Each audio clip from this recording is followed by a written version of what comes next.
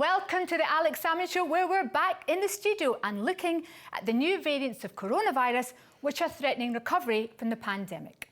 We talked to Dr. Chris Smith, the virologist who first forecast the pandemic when the Prime Minister was still making jokes about it, and Dr. Bharat Pankhania of Exeter University, who has warned that the premature end of lockdown restrictions put public health at risk. This key interview coming up soon, but first, to your tweets, emails and messages in response to our show last week on the Prime Minister, Boris Johnson. Louise says, with the capture of all mainstream political parties, all mainstream media, the cosy nature of relations between major institutions and third sector organisations, it's difficult to see where organised opposition will come from. The decline of community-run and funded organisations and consumer culture's pay and demand, but don't participate habits won't help either. Jim Dryborough says, the mainstream media treat Tory politicians with kid gloves, while the voters fall for good old Boris's cute and cuddly persona act. And that's about the only way I can reason why the Tories still reign supreme. Anything else just makes no sense. Rosemary McGowan says, it's just shone a glaring light on how different Scotland and England truly are. Scotland hasn't voted in a Tory government for decades, and yet England seems to love them. We're not remotely one country. We've got one country being ruled by another, and those days are numbered. Alma says, it is true that Boris Johnson leads a party that is not conservative, but it is nonsense to claim they're far right. They have moved instead to the populist left. And finally, Anthony Kelly says, the Tories have got away with murder for years, and despite them getting worse and still winning at the polls and increasing their lead, they'll be in power for another 50 years. It's just a matter of how long we can take them. And now to Alex's interview with our top experts on the pandemic. Just when we were told it was safe to go back in the water, or at least down the pub, up pops the Indian variant to remind us that the pandemic still has teeth. So Dr. Bharat Pankhania of Exeter University and Dr. Chris Smith of Cambridge University, welcome back to the Alex Salmond Show. Pleasure. Bharat Pankhania first. We were told it was safe to get back in the water, and then the Indian variant pops up and bites us once again. Has Boris blown it on the pandemic? Time will tell about how the UK has performed. We must not forget, we must not let our leaders forget. The United Kingdom has had a very large number of deaths for a given population. And if we compare our performance with, for example, Germany with a larger population, similar age structure, then the picture is very different for the UK and Germany. And I hope that we will learn lessons from how we managed it compared to comparable economic countries like Germany. Dr. Chris Smith, what people are struggling to understand is with the emergence of the Indian variants, how can the borders have been slow to be closed? And how can the pubs be reopened when this highly infectious contagion is starting to take a grip in so many areas of the country? I think it's important to take a step back and remember that we're dealing with something on an international scale. And although the name Indian variant, it harks back to where this was first detected, this particular cadre of viral variants. There are in fact 3 members of this little family of Indian variants, but in fact they've been detected in 20, 30 countries around the world now. So it's not a simple case of just saying we will bar people coming from one geography, because actually the virus is very good at spreading and disseminating, as we are evidencing here. And so actually controlling the virus is the really difficult thing. And it's not just shutting the doors to one country. It's all about a really good surveillance system and adequate quarantine systems and follow-up systems in country and when people come into the country. And you're quite right, it is important that we have adequate controls of our borders. And I was quite surprised that in fact it took quite so long for the government to close immigration from known geographies where risks exist. But for the reasons I've outlined, it is not a simple fact that we will exclude all variants if we just stop people coming from one country, because this thing is everywhere. And that's why it's not over till it's over everywhere. But now the Prime Minister, Chris, is asking people to exercise caution when they go on holiday in the Algarve. Have you ever heard of cautious holidaymakers in the Algarve? You're right. When you go abroad, you are potentially taking a risk, because when you mix with other people, you are potentially giving them something you've got and picking up from them something they may have. People will flock to different holiday destinations from many other destinations. So it is a giant crucible, and therefore it is an opportunity for diseases to spread. We have to make a judgment about how much risk we're willing to tolerate. In other words, we can't just say we will stop all travel, because at the end of the day, life isn't like that. So we have to really come up with some kind of strategy and decide at what point are we comfortable to coexist with a certain amount of the activity of the disease and live with some degree of risk, because we can never have no risk. But at Pankhania, have we learned nothing from last year, where quite clearly the holiday season and people returning from holiday was one factor in the last year's autumn surge? Has nothing been learned? We're reluctant to be more controlling. That's the bottom line. So, for example, India was only reluctantly, much later, put on the red list. And remember also one thing, it is not always apparent that we've got variants of concerns in other parts of the world or other countries, because they may not be testing, they may not be doing genomics. Therefore, we really do need a better control system for allowing people to not introduce these infections into the UK. But we can only slow it down. We can never prevent it altogether. Looking at the structure of these new variants, Chris Smith, the evidence seems to be overwhelmingly that these variants are more infectious. Maybe that's how the virus proceeds. The more infectious viruses are by natural selection, are better equipped. Is there any evidence they are more potent and more lethal? The evidence we have at the moment is that the variant that we're concerned with, which is the subtype 2 variant from India, B16172, because there are actually 3 members of this family, where previously we thought there was just one. We're dealing with this subtype 2 in this country. It does appear to be spreading better than our host strain, the Kent variant that emerged last autumn and quite quickly took over as the dominant circulating strain in our country. Well, this subtype appears to spread very well, and at least as well, possibly better than that Kent variant. But this is currently based on smaller numbers, so we're still waiting to clarify exactly how much better it spreads. But the evidence we have at the moment is it is not causing disease at a higher rate, certainly. It doesn't seem to be more lethal in that respect, which is some saving grace. And the other really quite important point to bear in mind is its performance up against vaccinated individuals. And we're beginning to see some quite reassuring data in that direction, both on the ground, in the sense that there are people who we know have been vaccinated and they haven't succumbed to severe disease or death, certainly not at the rate we would have anticipated had they not been vaccinated. And also, analysis of the genetics of the virus seems to suggest that it doesn't have the same sorts of changes that other variants that we've seen in the past do, that enable them to bypass the protection conferred by vaccination. So there's both a good news and a bad news story all rolled into one here. Dr. Pankhania, the vaccination programme across the 4 countries of these islands has generally been judged to be successful. What is the evidence in terms of the overall public health response? I mean, is test and trace now better equipped to trace down these new variants than it was to test and trace for the original viral strains? So with respect to the vaccination program delivered by the NHS, primary care led, has been a success. And the lessons to have learned from there are, if you allow the established NHS primary care, that's general practitioners for everyone's sake, then they can deliver a very good, useful program. Now, with respect to the test and trace, slowly but surely and at last, we are allowing the local authorities and local Public Health England centres to take the lead in test trace. So that is becoming more dynamic and better. With respect to also looking out for variants, we've got the technologies, which is we can first adapt the PCR test to see if it picks up the variant of concern. And thereafter, we can, if required, send in a larger task force to test extensively. But testing alone is not good enough. With the testing has to come the contact tracing. And with that contact tracing has to come the isolation.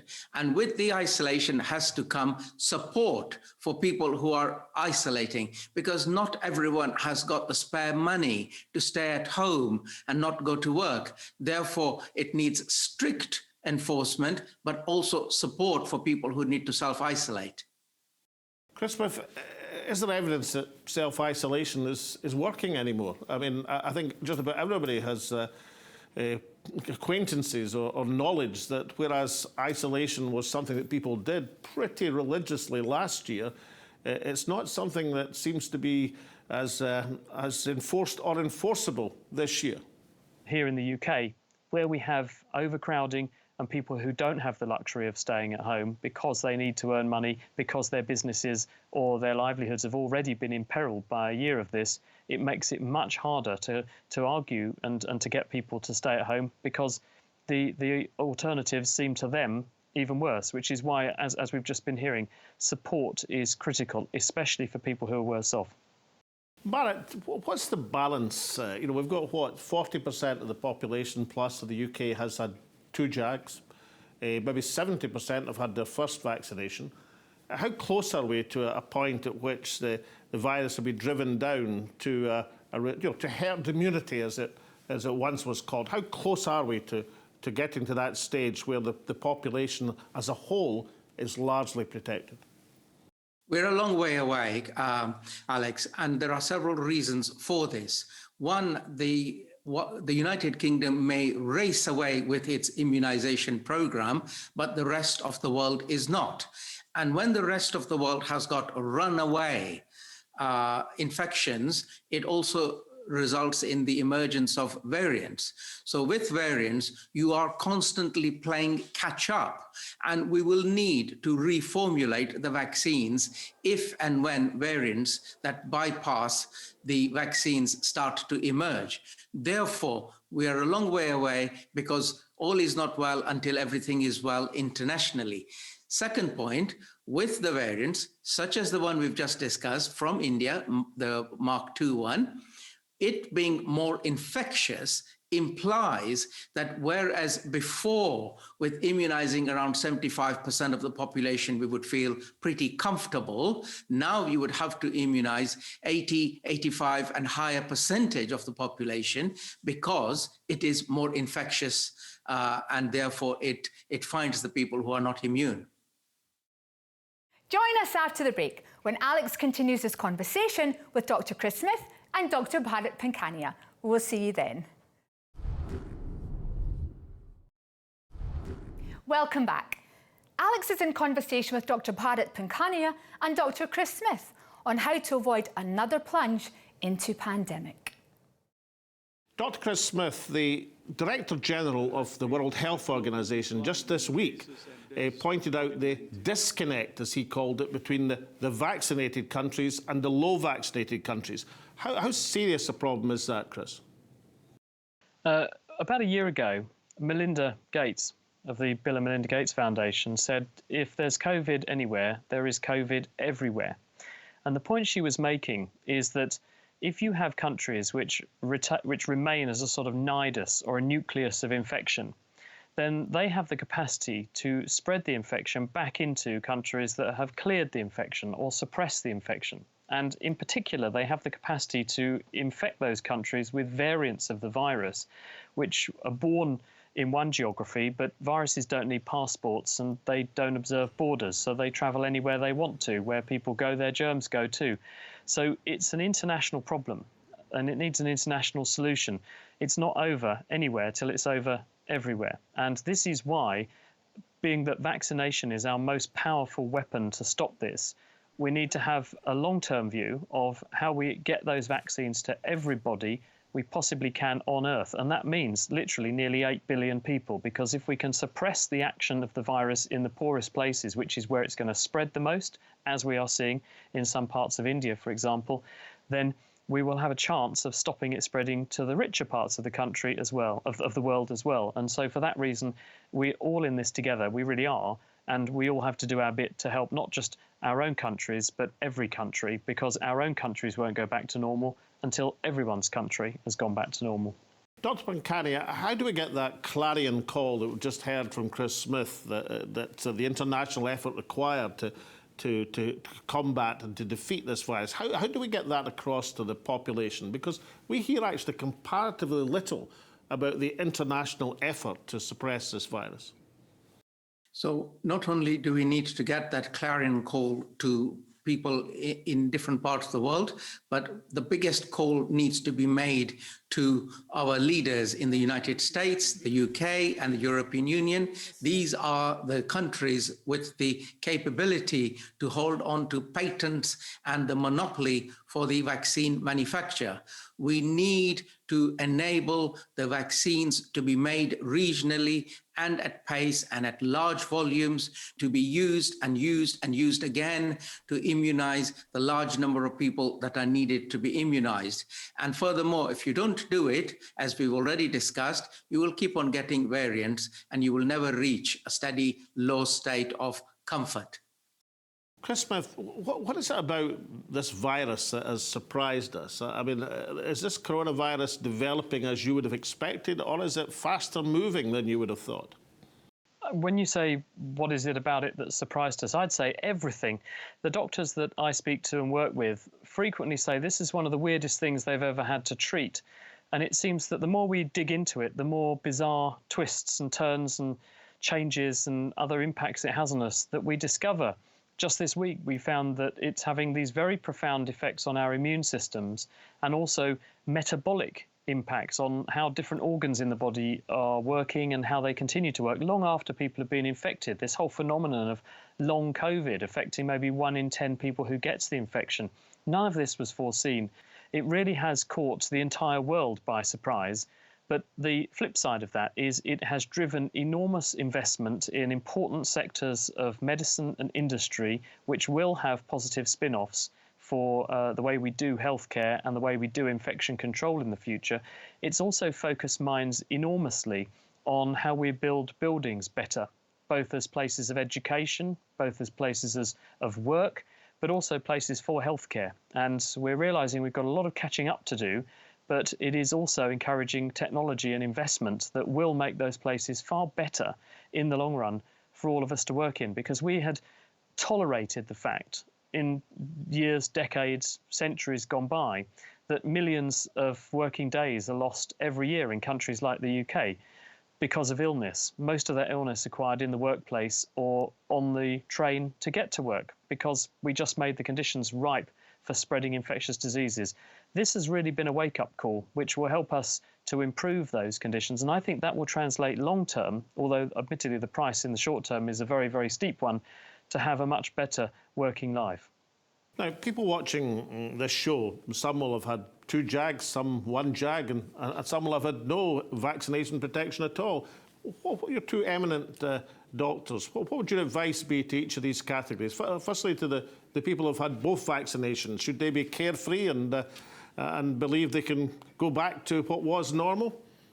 No, I don't think so, Alex, because whilst we have been immunized, and even if you've been fully immunized, there are a few unknowns, and the unknowns are we don't know the percentage of immunity that people have. In other words, is there 95% efficacy? Is it 98%? Or is it in the 70s or even lower? So we need to tread carefully, even if you have been fully immunized.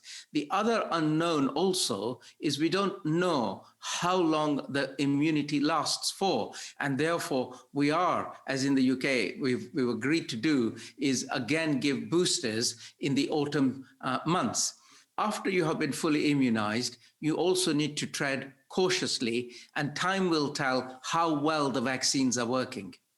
Chris Smith, the Prime Minister tells people to be cautious, but we've seen scenes on our television this week of the youngsters going back to the pubs, not just the youngsters, and they didn't look like they were behaving that cautiously to me. So let's say you'd had no vaccination. Would you be going down the pub for a drink?